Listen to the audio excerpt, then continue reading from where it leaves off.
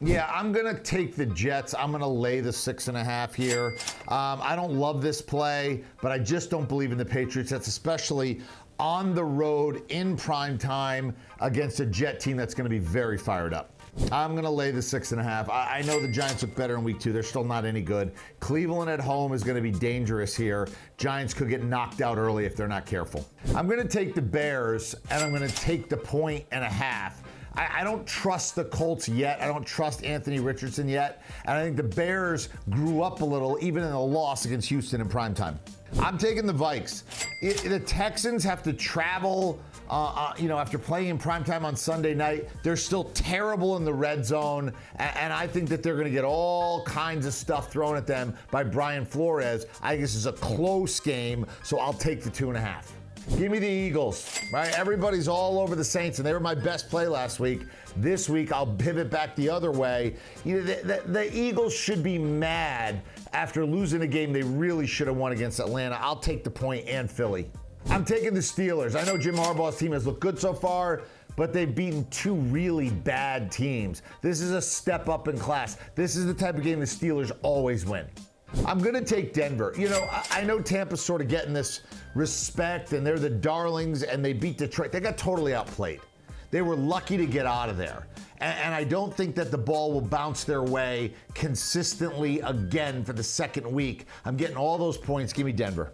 I don't believe in Will Levis. He shouldn't be giving anybody points, let alone a team that is a really good team, save for the quarterback. Jordan Love obviously out last week, probably won't play again this week. It's Malik Willis coming back against a team that drafted him where he sort of failed, but he's not going to need to succeed. He'll just need to hand the ball off to Josh Jacobs. That'll be enough. Give me the points. There's something called a dead cat bounce, right? Even a dead cat bounces is the old saying. It's not the most politically correct saying, I give you that. But it applies in politics and in sports. And when they benched Bryce Young, did you see what happened? The spread went from 7 to 5.5. The total went way up. People understand that the Red Rifle, Andy Dalton, will give that locker room a little life. They may not win, but they cover. Give me the points. I want Miami, and I want more than a field goal there. I know it's Skylar Thompson, it's not Tua, but they're going to be able to run the ball. You saw New England run the ball against Seattle last week, and you saw Seattle in spots couldn't move the ball against New England. I'll take Miami, and I'll take more than a field goal. I'm going to take the Cards and the points. I don't trust the Lions yet. They don't look right. I mean, they lost to Tampa. They didn't look great opening night against the Rams. Show me first, then I'll play on you. Right now, I'm going to play against you. Give me Arizona at home.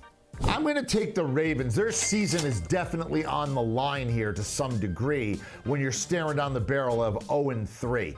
I expect a terrific performance from Lamar Jackson, and I think the Baltimore defense will raise and elevate their game, especially off the way that they gave away last week's game to the Raiders. Give me Baltimore. I know the Rams are beat up at wide receiver. Guess what? The 49ers are really beat up too. No Christian McCaffrey. And their first round pick isn't playing. And now Debo's out. Who catches the ball? I mean, yeah, they're going to run it with Jordan Mason, but who catches the ball? Ayuk, Kittle, and then it's, let me figure it out. It's not going to be enough. You may win, but you got to win by more than 7.5. It's a lot of points for the Rams at home in a divisional game. Give me the Rams. Chiefs don't cover spreads. And I'm very concerned about their offense right now. Very concerned. I'll take Atlanta, who seems to be having a little bit of that Cousins mojo coming off the Monday night win. They'll be back in primetime this week on Sunday night. Give me Atlanta in their barn to cover this spread. Again, I don't have to win. I can lose by a full field goal. I can lose by 4. You got to win by 4.5. I'm going to play the Bills. I know this is a very public play. It's not so much that I love the Bills like everybody else does, although they were very impressive against Miami. I acknowledge that. But I'm going to look for ways later in the year to play against the Bills. I just don't believe in the Jags. Of any team that has changed my opinion on them since opening day, the Jags are just not very good right now. I'm going to take the Commanders and the 8.5. One thing about the Commanders, they're pretty good in garbage time. I could see them being down, 2 touchdowns and putting one in the end zone, Jaden Daniels running one in, and them losing the game by 7 or even 8. Or 6, and you having to, pay up if you took Cincinnati on a backdoor cover. Give me the Commanders.